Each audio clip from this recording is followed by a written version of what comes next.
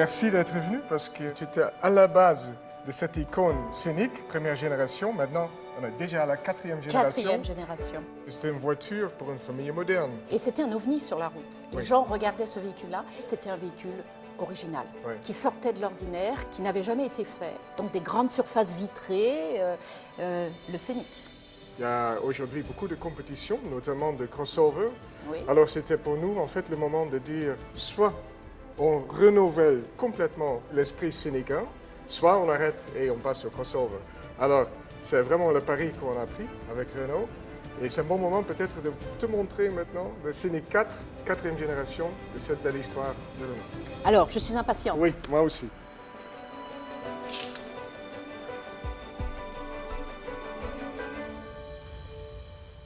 Alors, première impression, quelque chose qui était hérité du premier Scénic, c'était l'habitacle vitré. Oui, c'est ça. Une bulle de verre. Ça, c'était vraiment la dimension futuriste. Et ce qui était très très fort et ce qui avait bien marché dès le premier Scénic, c'était ce côté, en anglais on dirait friendly, un membre de la famille. Oui. Donc là on retrouve ce côté, je dirais, approchable, tactile, sensuel d'un véhicule qui fait partie de la famille. Je pense que tu as touché sur un truc qu'on a vraiment essayé d'aborder. Tu vois, il y a beaucoup de sensualité, beaucoup de shape, beaucoup de réflexion. Oui. En fait, elle est très très très fluide en plus. Et elle est musclée. Oui, parce qu'on a essayé de quand même rendre la voiture plus sexy, plus moderne, aussi une voiture dans laquelle tu veux être vu. Quand le premier Scénic est sorti, il s'exprimait vraiment comme un concept qui était l'habitacle, c'est-à-dire de l'intérieur vers l'extérieur. Mais on n'a pas perdu l'intelligence du concept scénique de base, parce que tu vois, presque 80% de la voiture est dédiée aux passagers. Oui, alors ça c'est ce que je vois directement, c'est les proportions. Proportions extraordinaires.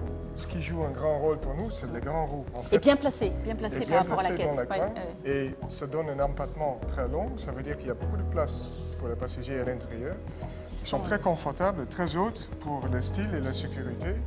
Et enfin, un rêve de designer. oui, en fait, parce qu'il n'y a que de 20 pouces. Il n'y a pas de 19, Il n'y a pas le choix. de 18, pas le choix. Très bien. Donc une architecture complètement optimisée par rapport à ses proportions. Ben, alors passons à l'intérieur. Oui, parce que le Scénic, ça se vit de l'intérieur. Ok, alors, allons-y. Qu'est-ce qui a changé? Ça, c'est la fameuse console. C'est le lien entre les parents et les enfants. Mais c'est symbolique, ce lien. Oui, ça a été prévu comme ça au départ. Wow. L'espace intérieur partagé, c'était l'idée qu'il n'y avait plus de définition autre que les espaces de chacun, mais partagés dans un espace commun. Ce que je constate aussi, c'est qu'il y a eu un travail vraiment important, mais tout est doux. La rondeur qu'on trouve ici, la souplesse, et quand je passe la main, il n'y a pas d'aspérité. Ça fait plus qualitatif. La visibilité avec le PIA très fin. Ça c'est la qualité Renault, pour moi. C'est la qualité qu'il y a dans le travail entre le designer et l'ingénieur, de façon à donner l'optimum pour la satisfaction de la personne qui conduit. Ce Scénic est complètement en phase avec la génération dans laquelle il s'inscrit, c'est-à-dire le 21e siècle, la force du digital, l'hédonisme, mais aussi une introspection, qui n'était pas le cas dans les années 90.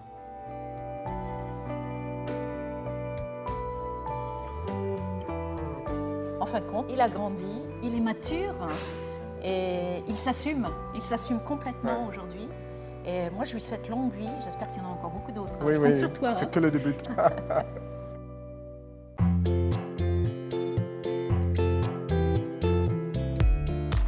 Après 20 ans, 3 générations de Scénic, presque 5 millions de véhicules vendus, Renault vous propose une nouvelle vision d'une monospace dotée de proportions jamais vues.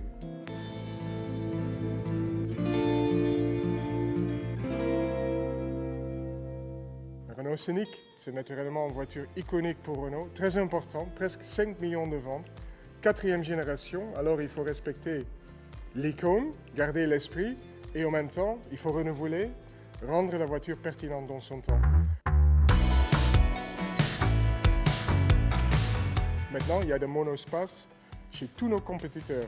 En même temps, c'est un segment qui est en train d'être un peu dépassé par le crossover, par exemple. Alors, on ne pouvait pas faire justement une évolution.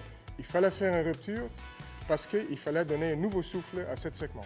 Et on savait qu'il fallait qu'on essaye de trouver quelque chose de très particulier, une certaine émotion qui manque peut-être parmi les monospaces aujourd'hui.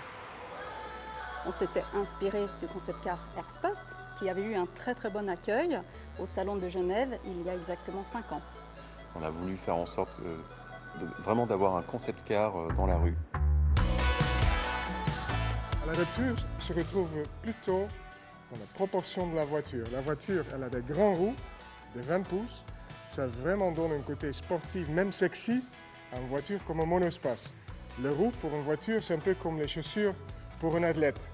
Quelqu'un qui joue au rugby avec des chaussures de ballet, ça ne va pas. Alors, c'est très important d'avoir la bonne taille qui donne une certaine sportivité et musclée.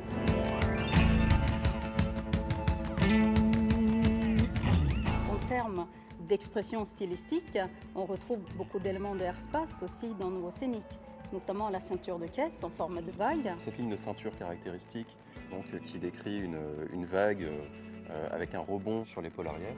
On n'a jamais vu une épaule comme ça sur un monospace.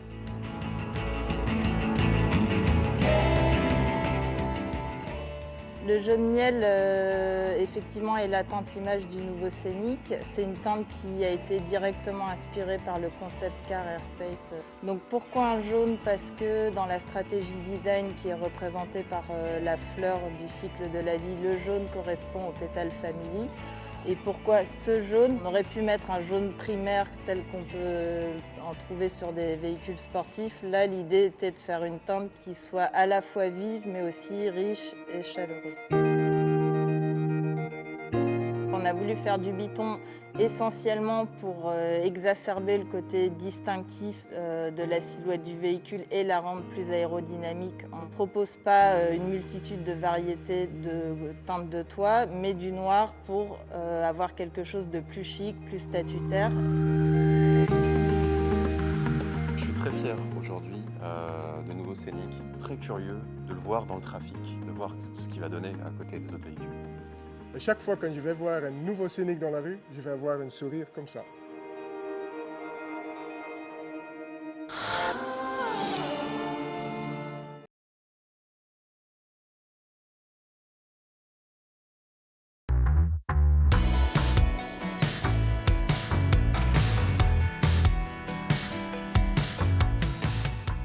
Je dis toujours, c'est un monospace pour les parents qui s'aiment encore. C'est une voiture attractive, mais à l'intérieur avec toutes les forces et notre connaissance et notre expérience de monospace, la praticité, la fonctionnalité, la modularité et même des technologies qui viennent du segment au-dessus.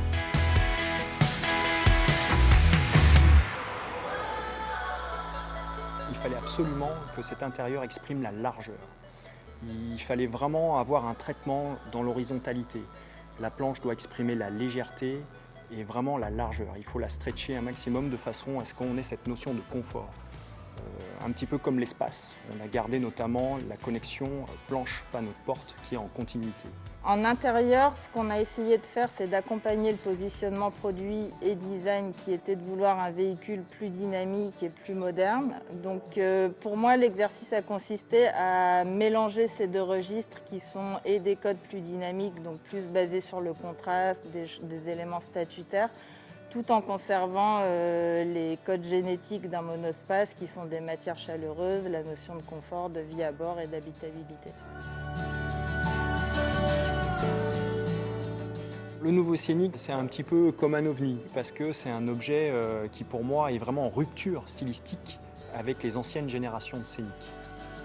La rupture dans l'intérieur, elle vient du fait qu'on a revalorisé le rôle du conducteur. Donc il y a une casquette dont les lignes stylistiques convergent vers le conducteur et elles se prolongent vers le passager. Il y a deux éléments qui cohabitent à ce moment-là, la sportivité et le partage. Cet intérieur, il a quelque chose de très intéressant, c'est qu'on a la possibilité de le configurer. Quand la planche coulissante est connectée à la planche de bord, on est dans une configuration plus cockpit. Donc là, il y a la notion de plaisir de conduite. C'est plus orienté sur le conducteur. Cette console coulissante, quand elle est déconnectée, elle offre du rangement. Il y a de la connectique, il y a 2 prises USB, une prise 12 volts. Elle peut faire office de table. Là, on est dans une configuration plus familiale. Scénic se place vraiment bien dans la stratégie design, dans la Marguerite, avec naturellement le pétale famille, mais aussi un côté love. Et on sent ça. C'est une voiture attractive aussi pour faire impression. La voiture est le cœur pour la marque Renault, parce qu'on est centré sur l'humain, alors la famille joue un rôle très important. Concernant le deuxième rang, donc les sièges arrière, pour les enfants notamment, on a les tablettes aviation, on a la console centrale qui, une fois reculée, permet d'avoir du rangement, de la connectique. Aujourd'hui, je suis très fier parce que cet intérieur, il est vraiment le reflet de mes premiers sketchs. Et émotionnellement, c'est quelque chose de très très fort. Il y avait une confiance dans le résultat final depuis assez tôt sur le projet. Je pense qu'on a réussi. Je pense qu'on a réussi à donner une image plus valorisante. Enfin, je pense qu'aujourd'hui, on peut avoir envie d'acheter un Scénic pour d'autres raisons que des raisons pratiques.